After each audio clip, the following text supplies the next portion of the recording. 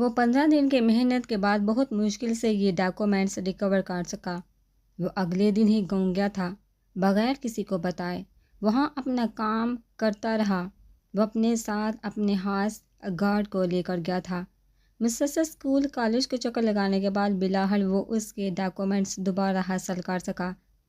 Admit card اسے نور کے روم سے ملا تھا، باقی مارک شیٹ اس نے بورڈ سے دوبارہ نکلوائی۔ آج وہ نور سے روبرو ایک آخری بار ریکویسٹ کرنے آیا تھا، اور اسے یقین تھا وہ اپنا خواب پورا کرنے کے لیے اس کی بات ضرور مانے گی۔ وہ اس وقت لاؤنج میں بیٹھا اس کا انتظار کر رہا تھا جو بابی سے ملنے نیچے گئی تھی۔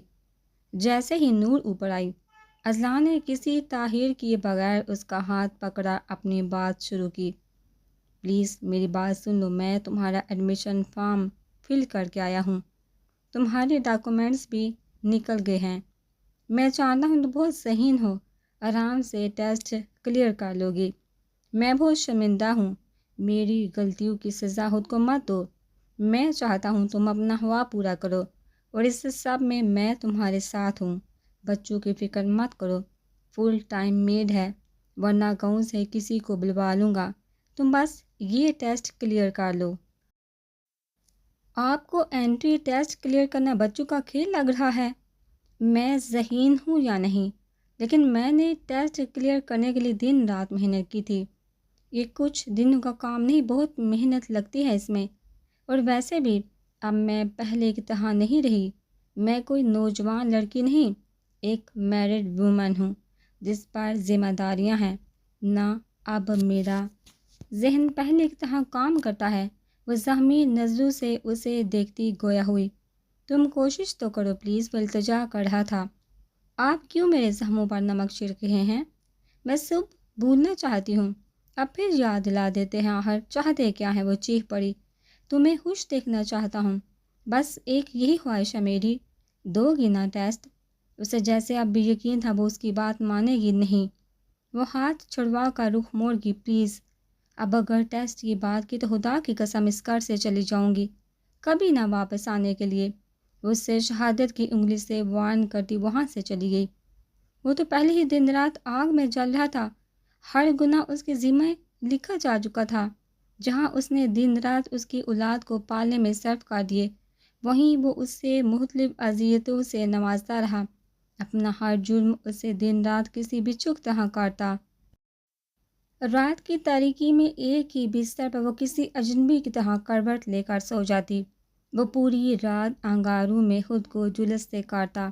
دن رات تیزی سے گزرتی، اس کا یہی معمول تھا۔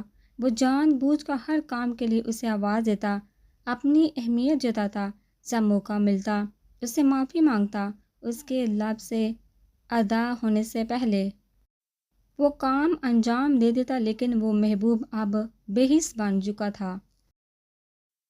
میر کا دل اس کی حالت دیکھ کر ٹوٹ پڑا۔ وہ دروازے سے سر ٹکائے رو رہی تھی۔ عنایہ اٹھو چلو۔ میر نے بازو سے پکڑ کے اسے اٹھایا۔ میرا احمد، میرا احمد۔ عارف اسے لے گیا، میرے پاس آنے نہیں دیا، وہ بہت رو رہا تھا۔ میرا احمد۔ میر کا گویا میٹر گھوم گیا۔ وہ بے حس لوگ، انہیں ذرا رحم نہ آیا۔ ایک لڑکی کو رات کے اندھیرے میں گھر سے نکال دیا۔ انہیں ذرا خدا کا خوف نہیں ہے، خود کے گھر میں ماں بہن بیٹی ہیں، پھر بھی انہیں احساس نہیں لڑکی کی عزت کیا خزانہ ہے۔ نہ اس کی عزت کی پرواہ کی، نہ ممتا کی، ایک ماں سے اس کا بیٹا چھین لیا۔ میر نے عنایہ کو بازو سے پکڑ کے اسے کار میں بٹھایا اور کار لا کر دی، لیکن لا کرنے سے پہلے وہ اس سے وعدہ کرنا نہیں بھولا تھا۔ پلیز چپ ہو جاؤ عنایہ، میں احمد کو لے آؤں گا، وعدہ کرتا ہوں، لیکن اب مجھے تمہاری ان آنکھوں میں آنسو نہ دکھے ورنہ گھر لے چلوں گا۔ میر کی دھمکی سے اس نے فوراً اپنے آنسو پونجے اور اس کی کارروائی دیکھنے لگی۔ تقریباً 15 منٹ بعد ایک پولیس جیپ آ کر گھر کے سامنے رکی۔ جیپ سے پولیس والوں کے ساتھ ایک وکیل بھی نکلا تھا، جو کار سے نکلتے ہی میر کے گلے لگا۔ وہ سب اب دروازہ کھلوا کر اندر جا چکے تھے۔ کون ہو تم لوگ؟ کیوں گھسے آ رہے ہو ہمارے گھر؟ میر عارف کی ماں کی بات نظر انداز کرتے وہ کمرہ دیکھنے لگا جہاں احمد ہو سکتا ہے۔ باقی پولیس والے بھی اوپر نیچے چھان بین کرنے لگے۔ تبھی درم سے عارف روتے احمد کو اپنے ساتھ لگائے باہر آیا۔ میر کے سامنے وہ شخص کھڑا تھا جس نے اس سے اس کی زندگی چھینی تھی۔ ایک وقت تھا جب وہ اس سے انتہا کی نفرت کرتا تھا، لیکن آج وہ اس جذبے سے عاری تھا۔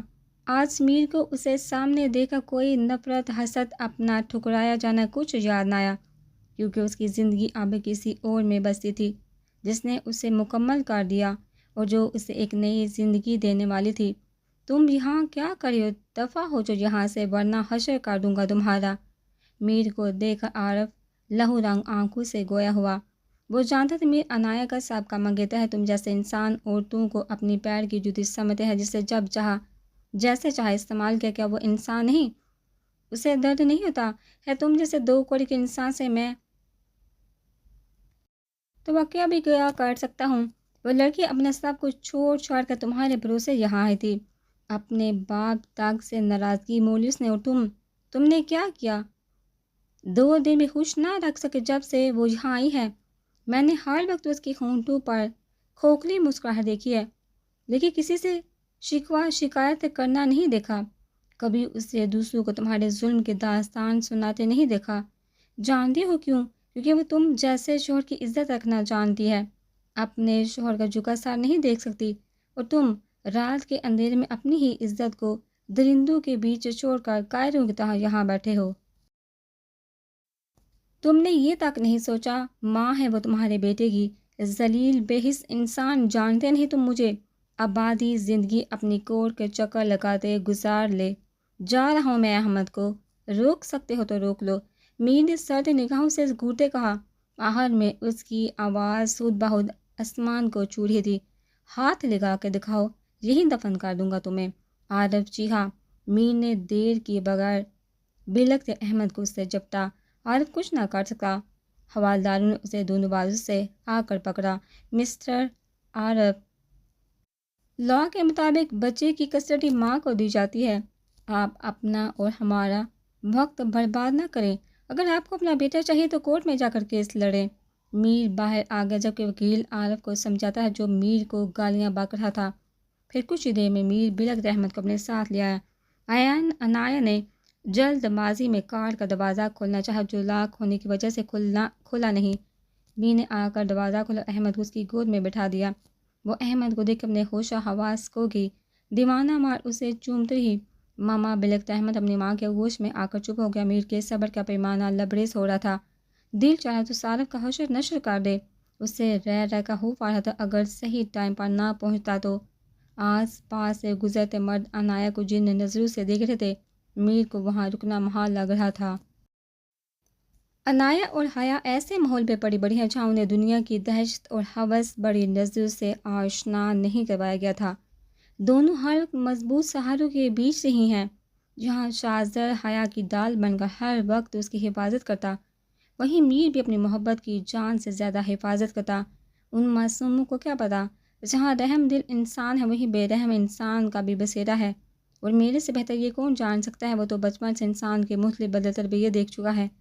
عنایہ پلیز چپ ہو جائے، تمہیں روتا دیکھ احمد بھی چپ نہیں ہو رہا، نہایت نرمی سے وہ اسے کہہ رہا تھا۔ عنایہ نے بمشکل اپنے سسکی روکی ورنہ اس کا دل چڑھا تھا۔ دھاڑے مار کر روئی۔ میر نے کار سٹارٹ کر دی۔ اب ایک اور امتحان انہیں دینا تھا، نہ جانے اب زندگی کیا موڑ لے گی۔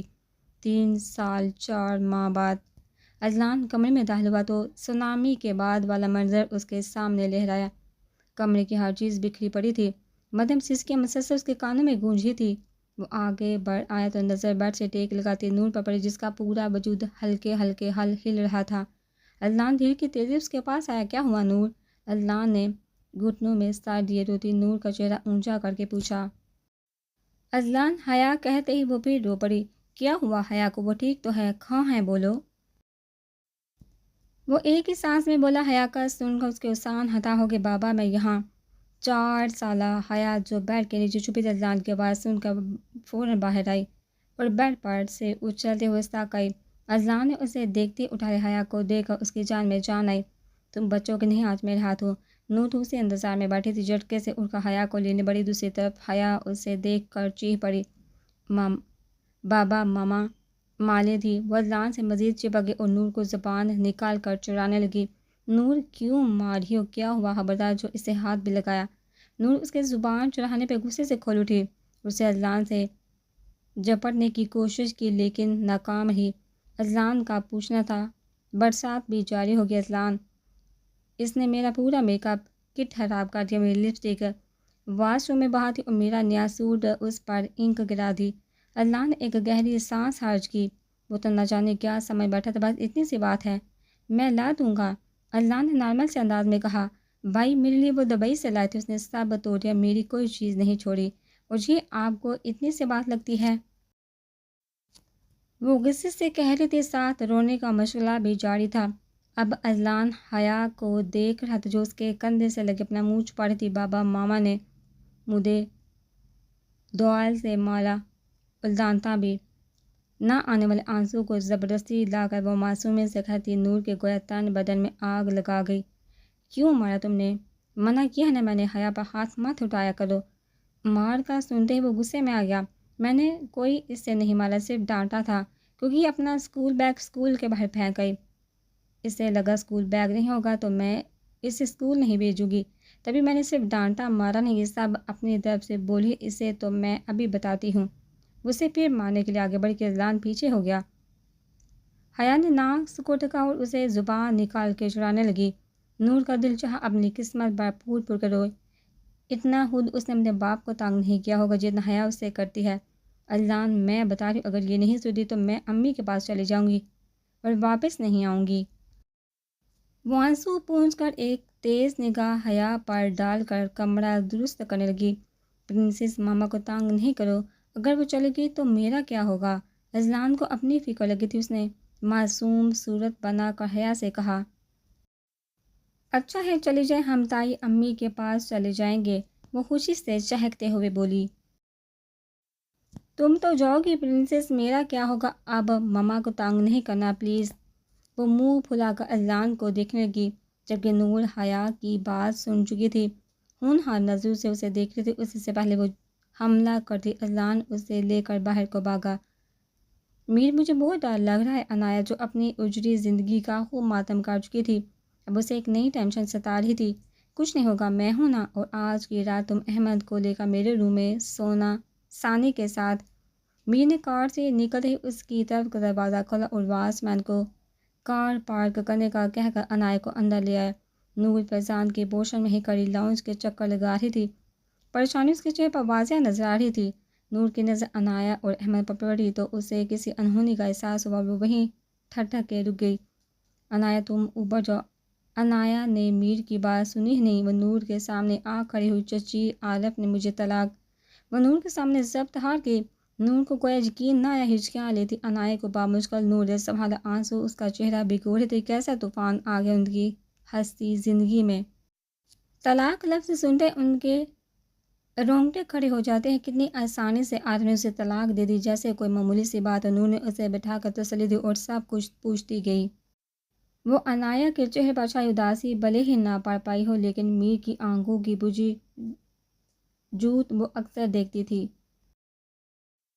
عنایا میری جان، اللہ بہتر کرے گا، تم فکر نہ کرو، رات بہت ہو چکی ہے، ابھی سو جاؤ، کھانا کھایا ہے تم نے؟ نور نے اچانک یاد آنے پر پوچھا۔ عنایا نے اس بات میں سہلا، اچھا چلو حیا کے روم میں سو جاؤ، آؤ میرے ساتھ۔ نہیں مما، آپ عنایا کو میرے روم میں لے جائیے، حیا کو جانتی ہے نا، آپ رو رو کر گرد سر پر اٹھا لے گی۔ میری فکر نہ کر، میں عمر حمزہ کے ساتھ سو جاؤں گا۔ نور عنایا کو میر کے کمرے میں چھوڑ کر اپنے روم میں آ گیا۔ اسے ابھی تک جیسے ان باتوں پر یقین نہیں آ رہا تھا، اسے اب رہ رہ کر عنایا کی فکر ستانے لگی، اور سب سے بڑی پریشانی فیضان کی تھی، نہ جانے اب کیا ہوگا۔ حیا اٹھ جاؤ، میں آئی تو بہت ماروں گی۔ نور کی آواز اذلان کے کانوں میں گونجی۔ اذلان کا ٹائی باندھا تھا، ہاتھ رک گیا۔ اس نے ایک نظر سوئی حیا کو دیکھا، کل حیا کی ضد پر اذلان صاحب بچوں کو آئس کریم پارلر لے گیا تھا۔ نور منع کرتے لیکن سننے والا کوئی نہ تھا۔ حیا کے آگے اذلان ہمیشہ جھکا ہے۔ آئس کریم کھانے کے بعد رات کے تقریباً 3 بجے وہ گھر واپس لوٹے۔ عائشہ لاؤنج میں ان کا انتظار کر رہی تھی۔ شکر تھا فیضان سونے جا چکا تھا، ورنہ اتنی رات کو سب کی کلاس لگتی۔ عنایا، شاہزر اور علی کو عائشہ فوراً ہی سلانے لے گئی۔ جب اذلان بچوں کے ساتھ اوپر آیا تو نور بے صبری سے لاؤنج کے چکر کاٹتے ان کا انتظار کر رہے تھے۔ انہیں دیکھتے ہی منہ پھلائے وہ ہنی عمر حمزہ کو اپنے ساتھ لے گئی۔ لیکن ان کی طرف ایک نظر دیکھنا بھی گوارا نہیں کیا۔ اذلان اس کی اس ادا پر بھی فدا ہوا۔ دن بدن وہ اس کے لیے آزمائش بنتی جا رہی تھی۔ جب وہ اس کی دسترس میں تھی تو کتنی ناقدری کی تھی اس نے۔ اب اس کی ایک محبت بڑی نظر دیکھنے کے لیے ترسا رہتا ہے۔ جب وہ غصہ ٹھنڈا ہوا تو تقریباً رات کے 4 بجے وہ کمرے میں آئی۔ وہ جو سمجھ رہی تھی دونوں سو چکے ہوں گے۔ حیا کو جاگتا دیکھ نور کا پارا ہائی ہو گیا۔ وہ مزے سے اذلان کے سینے پر سار کے ٹام اینڈ جیری دیکھ رہی تھی اور اذلان نائٹ سوٹ پہنے پاپ کارن کھا رہا تھا۔ وہ غصے سے اندر سب سے پہلے آگے بڑھ کے ٹی وی آف کیا۔ جانے اذلان تمہارا ہی انتظار تھا، کتنا ترساتی ہو اپنی ایک جھلک کے لیے۔ اب تمہارے بنا میں کیسے سو سکتا ہوں؟ اذلان کی آنکھوں میں چمک ہمیشہ نور کو دیکھ کے آتی۔ وہ اسے نظر انداز کرتی حیا کی طرف بڑی غصے سے اسے اٹھائے، اس کے مچلنے کی پرواہ کیے بغیر نائٹ سوٹ پہنائے اور لائٹ آف کر کے دوسری سائڈ پہ حیا کو لے کر لیٹ گئی۔ چپ کر کے سو جا ورنہ باہر گارڈن میں بوتو کے پاس سو رہوں گی۔ حیا مارے خوف کی ایک دم نور سے چپک گئی۔ نور آہستہ آہستہ اس کی پیٹھ تھپکتی رہی۔ اللہ نے ان کی طرف کرولی اوڑھنے دیکھتے دیکھتے اس کی آنکھ لگ گئی۔ اللہ نے جلدی سے سوئی ہوئی حیا کو اٹھایا، الماری سے اس کا استری شدہ یونیفارم لیا اور نیچے فیضان کے پورشن میں آ گیا۔ وہ جانتا تھا حیا نور سے اٹھے کہ نہیں اور غصے میں نور نے اس پر ہاتھ اٹھانا ہے، اس لیے وہ اسے لے کر نیچے آ گئی جہاں پہلی نظر اس کی عنایہ اور شاہزر کے لٹکتے چہرے پر پڑی۔ شاہزر اور عنایہ بے دلی سے ناشتہ کرتے وہیں فیضان نیوز پیپر پڑھتے چائے سے لطف اندوز ہو رہا تھا۔ السلام علیکم۔ ارے وعلیکم السلام، میری گڑیا آئی ہے۔ فیضان حیا کو دیکھتے کھل اٹھا، اٹھ کے اس کے کندھے سے سوئی حیا کو لیا جس پر وہ تھوڑا سا کسمسائی فیضان کے کندھے پہ سر کے واپس آنکھیں موند گئی۔ بابی کہاں ہے؟ اذلان نے استری شدہ یونیفارم چیئر پہ رکھا۔ تمہارے لیے چائے بنانے گئے ہیں، آج اسے اندازہ تھا تمہارا ناشتہ یہی ہے۔ یار بچوں نے پھنسا دیا، وہ بے چارگی سے بولا، اور تم پھنس گئے، کل تمہیں پیرس گھمانے کا کہیں گے تم لے جاؤ گے؟ فیضان نے اسے گدھ کہا جس نے بچوں کو بگاڑنے میں کوئی کسر نہیں چھوڑی۔ آف کورس لے جاؤں گا، وہ بے نیازی سے کہتا۔ شاہزر کے پاس بیٹھ کر تم سے کون بحث کرے، ناشتہ کرو۔ فیضان نے سامنے پڑے پراٹھوں کی طرف اشارہ کیا۔ یار بابی کو بلاؤ، میں آلریڈی لیٹ ہو چکا ہوں۔ اللہ نے ریسٹ واچ دیکھتے کہا، بابی آگے تم ناشتہ کرو، تب تک میں اسے تیار کر دیتی ہوں، اور یہ پراٹھے کھانے کے لیے رکھے ہیں، آج فیضان کی فرمائش پر بنائے ہیں، تم لو نا۔ عائشہ ٹرے ہاتھ میں لے کچن سے باہر آئی جس میں چائے کا کپ اور 2 دودھ کے گلاس ہے، جسے دیکھتے عنایہ اور شاہزر بوڑھے بوڑھے منہ بنانے لگے۔ جی بابی، اللہ نے کہتے ہی صرف چائے کا کپ لیا، پراٹھا کھانے کا اس کا منہ نہیں تھا۔ عائشہ نے خود ہی اس کی لاپرواہی دیکھا، پلیٹ میں پراٹھا رکھ دیا اور حیا کو لے کر اندر چلی گئی۔ لو، یونیفارم تو یہیں بھول گئی۔ فیضان یونیفارم لے کر اس کے پیچھے ہی چلا گیا۔ چاچو ہمیں نہیں جانا، آپ کچھ کرو نا، شاہزر نے منت بڑے لہجے میں کہا۔ بیٹا ایک دن کی بات ہے، کل سے چھٹیاں تو ہیں، چلو اب جلدی ناشتہ کرو ورنہ لیٹ ہو جائیں گے۔ اللہ نے عنایہ کچھ بولنے سے پہلے ہی بات ختم کر دی۔ عائشہ جب تک حیا کو تیار کر کے لائی تب تک اللہ ناشتہ کر چکا تھا اور فیضان بھی آفس کے لیے نکل چکا تھا۔ حیا اسکول یونیفارم میں ملبوس، ہاتھ میں سلائس جوس لیے جسے وہ سٹرا کی مدد سے پیٹی تھی، دونوں پونیوں کو چولتے عائشہ کا ہاتھ تھامے آ رہی تھی۔ بابا آج تو نہیں جانا؟ آتے اس نے بوڑھی سی شکل بنا کر کہا، بابا کی جان بس آج جانا ہے، پھر چھٹیاں آ جائیں گی۔ اذلان نے اسے گود میں اٹھایا اور اس کا بیگ اسکول بیگ تھا میں چابی اٹھاتے اپنی جگہ سے اٹھ کھڑا ہوا۔ اذلان، حیا نے کچھ کھایا نہیں؟ راستے میں کچھ کھلا دینا۔ جی بابی۔ چلو شاہزر، عنایہ ناشتہ کر لیا نا؟ یہ لو کار کی چابی، تم لوگ چل کے بیٹھو، میں آ رہا ہوں۔ اذلان نے کار کی چابی شاہزر کی طرف بڑھاتے ہوئے کہا۔ حیا جو اس کے کندھے سے لگی تھی مسلسل نہ جانے کی رٹ لگائے ہوئے تھی، دونوں پونیوں کو چولتے سر نفی میں ہلائے جا رہی تھی۔ آؤ چلو اٹھو عنایہ، عائشہ نے عنایہ کو ہبکی سے کہا جو ہیڈ ڈاؤن ہو کر سونے کا ناٹک کر رہی تھی۔ کیا مصیبت ہے ممی، کوئی نہیں آتا ہری دنوں میں؟ بڑبڑاتے وہ عائشہ کے ساتھ پورش میں کھڑی گاڑی کی طرف آگے۔ نور اب بھی اس کے حلق سے آواز نکلی بھی نہ تھی کہ وہ بچوں کو لیے سیڑھیاں اترتی نظر آئی۔ ایک ہاتھ سے نیند میں جھولتی عمر کا ہاتھ پکڑا تھا اور دوسرے ہاتھ میں اس کا بیگ تھاما تھا۔ فرائض سے حمزہ اور ہنی اس کے پیچھے آ رہے تھے۔ نور نے آتے ایک سرد نگاہ دونوں باپ بیٹی پر ڈالی اور پورچ کی طرف بڑھی۔ اذلان بھی اس کی ہمراہی میں پیچھے چلایا۔ بابی کل شاپنگ کرنے چلے، مجھے کچھ سامان لینا ہے۔ نور نے عمر حمزہ کو فرنٹ سیٹ پر بٹھا کر کار کا دروازہ دروازہ بند کر کے عائشہ سے کہا، ہاں کل چلیں گے عید داری، بچوں کے لیے کپڑے بھی خریدنے ہیں اور باقی سامان بھی۔ عائشہ نے حامی بڑی، پھر کار نکلنے تک وہ وہیں کھڑی رہی۔ اذلان نے جاتے سمے ایک نگاہ اس دشمن جان بار ڈالی جو اسے بے نیاز بابی سے باتیں کر رہی تھی، پھر ان کے جاتے ہی دونوں اندر چلی آئیں۔ بھیڑ نے کھینچ کے ایک زوردار لات عمر کی پیٹ پر ماری، لیکن عمر نے بنا اثر لیے کروٹ بدلی۔ حمزہ یار کیسے سوتے اس کے ساتھ؟ میر نے بیزار ہو کر حمزہ سے کہا جو لیمپ کی روشنی میں اسٹڈی ٹیبل پر بیٹھا پڑھائی کر رہا تھا، بس عادت ہے، کچھ ہی گھنٹے ہوتے صبح ہونے میں، تب تک برداشت کر لیتا ہوں۔ وہ چپس کھاتے ہوئے بولا۔ میر کو خود پر غصہ آ رہا تھا جو اس نے یہاں آنے کا سوچا، اپنی پیاری سی بیوی کو چھوڑ کر، اور کہاں آ کر پھنس گیا۔ نہ جانے ثانی اس وقت کیا کر رہی ہوگی، یقیناً سو رہی ہوگی، کہیں عنایت کو اچانک دیکھ کر ڈر نہ جائے، ایک نئی پریشانی اسے لاحق ہوگی۔ بھائی کیا ہوا، کیا سوچ رہے ہیں؟ حمزہ اپنی بک سے جا کے بیٹھ پر آ گیا۔ رات کے 4 بج چکے تھے، اسے صبح یونیورسٹی بھی جانا تھا۔ عموماً وہ اسی وقت سوتا تھا۔ ثانی کا سوچ رہا ہوں اسے میرے بنا سونے کی عادت نہیں، عنایت کو دیکھ کر ڈر نہ جائے۔ وہ دونوں ہاتھ سر کے نیچے رکھے لیٹا ہوا تھا۔ دونوں سو چکے ہیں؟ ڈونٹ وری، حمزہ نے بیٹھ پر اپنی جگہ تلاش سے کہا کہ اسے سونا کہاں ہے؟ تمہیں کیسے پتا؟ میر نے آنکھیں سو کرتے ہوئے کہا، وہ کچن سے چپس لینے گیا تھا تو آپ کے روم کی لائٹ آف تھی۔ تھینک گاڈ، میر نے گہرا سانس کھینچ کیا، بھائی میں یہاں سو جاؤں؟ حمزہ اس کے پاس جگہ بنا کر بیٹھ گیا۔ لیمپ آف کر دینا۔ حمزہ آ کر اس کے ساتھ ہی لیٹ گیا۔